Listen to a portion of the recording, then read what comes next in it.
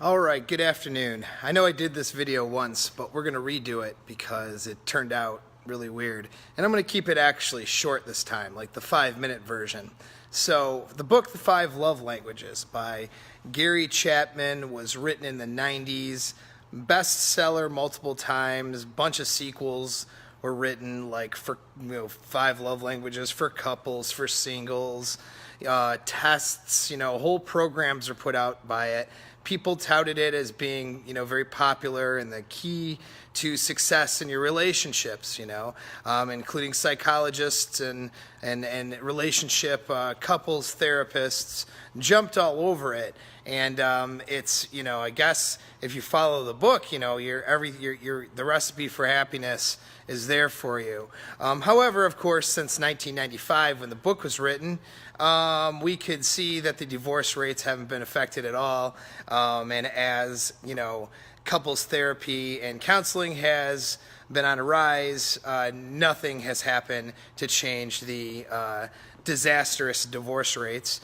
And so maybe it's not so much the recipe for success, but we'll unpack that here in a very short couple minutes. So the 5 love languages. So what is the book? And so the premise is this: that people have these 5 ways of expressing love, and that if your relationship is not successful or things aren't going well, then it must be a deficiency in your communication with your partner based on these 5 love languages. And those languages are physical touch, gift giving, words of affirmation, time or quality time, and acts of service. So those are the 5. All right, I'm surprised I remember them, to be honest. And so the idea is this: so if your love language is physical touch and words of affirmation, but her love language is acts of service and gift giving, then you're going to be trying to receive love with your love language, and she's going to be trying to receive love with hers, and you guys are going to be not matching up, and so on, right? And so this idea is supposed to promote that you're going to, figure out what each other's love languages are, and then all of a sudden you're going to, do those things for each other, and then there will be success. Okay. The reason why this is bad, okay, is because it's very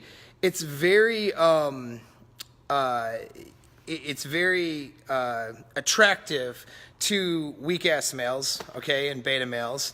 It's very attractive to also a feminized imperative that wants to make men into worker drone, be slaves for women. All right, I'm sorry, but that is the societal push, you know what I mean? And that has led to disasters in relationships for both males and females. And so here's how the reason why it promotes that negative stuff is because it puts you in a position where sex or physical touch becomes an exchange for favors, which is the gift-giving time, offering time or offering acts of service. And that's exactly what it turns into, because just about every male is going to have physical touch as their top 1 or 2.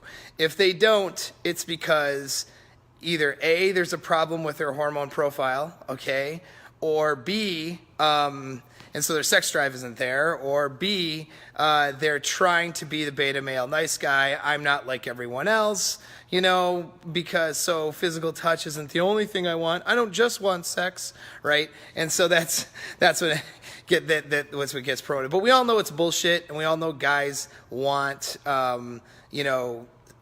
guys want sexual touch and sex from their woman. We know that. I don't know why we bullshit ourselves. That's exactly what we know that most guys, minus those guys with those 2 problems I mentioned, want.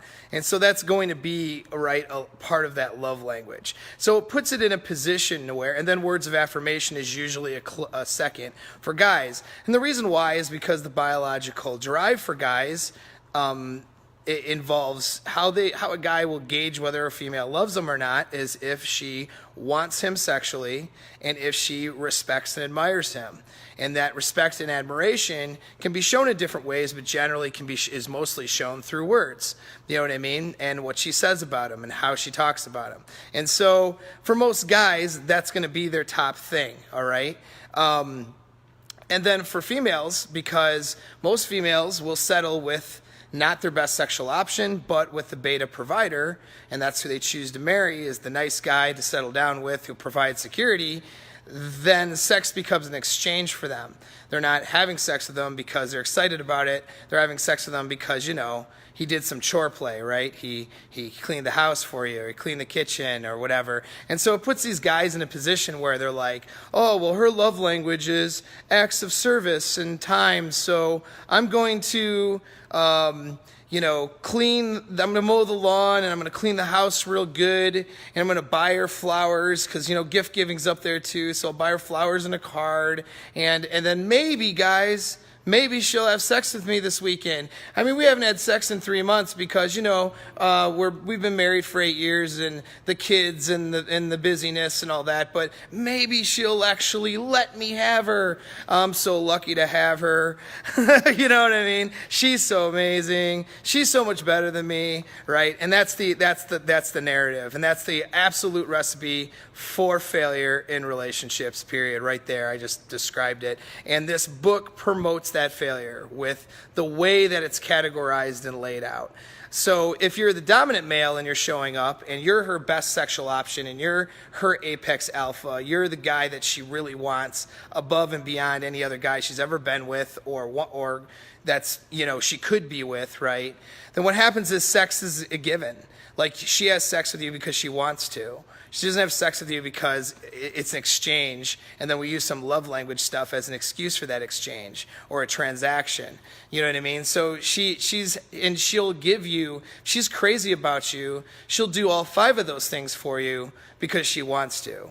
You know what I mean? And if you're crazy about her and she's like, does it for you and is the best thing you've ever wanted, you know, you're going to give her also those 5 things as well. You know, you're going to give her random gifts. You're going to, you know, provided that you got your shit together and you know how to court a woman, you're going to do, you know, those things. You're going to use words of affirmation. You're going to spend quality time with her. You're going to do chores every now and then to help out, not because you're trying to bribe her for sex, but because the shit needs to get done. And, you know, you're going to choose what you need to do, and you're a leader in the relationship, and you're going to make shit happen for her, right? And so that's how it should go in a healthy relationship, not this love language crap where you exchange, you know, things to get the physical touch part to happen. You know what I mean? That's where it ends up getting set up as. It's a setup to, in beta males, like weaker males, who feel that their woman is better than them, who feel that, that they're not worthy of the person they're with. They like the idea of being able to earn sex through favors because they don't feel that they're good enough. They don't feel that they're desirable enough. So they like this idea of, oh, well, if I do a bunch of stuff, then she'll really love me and she'll want to have sex with me. And the reality is you can't favor your way into sexual attraction. You can't bargain your way into it. You can't argue your way into it. She's attracted to you because she's fucking attracted to you, because of your behavior and because of how you look and some of those different things. That's why she's attracted to you. Not because of chore play, not because, you decided to go with her and watch the kids, run into each other at the park and call that quality time. Not because you gave her some diamond jewelry or whatever. I mean, sure, she'll bang you for that because it's transactional, but if she really wants to have sex with you, those aren't the reasons she's going to do it. You know what I'm saying? And so anyways, that's my analysis of the book. I don't know if I'm over 5 minutes, probably, but that is why I don't recommend that. I mean, sure, some people may respond better to certain things, like some people might be more responsive to the gift of your time versus the gift of a present and vice versa, all that stuff. But none of that shit will actually matter when you get down to the actual brass tacks of the relationship. All right, so what matters is your communication skills and how she sees you overall, you know. And of course I have other videos that'll talk about that. So, all right, thanks for tuning in. Have a great evening. Talk to you later.